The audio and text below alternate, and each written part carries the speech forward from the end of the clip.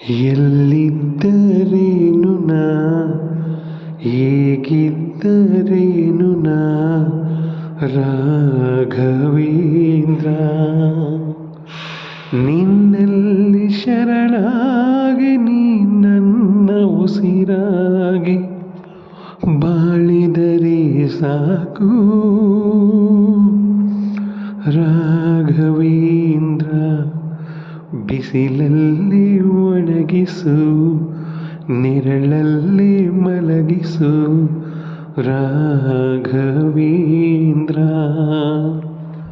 ಬಿಸಿಲಲ್ಲಿ ಕೆಂಪಾಗಿ, ನೆರಳಲ್ಲಿ ತಂಪಾಗಿ ಹಾಯಾಗಿರುವೆ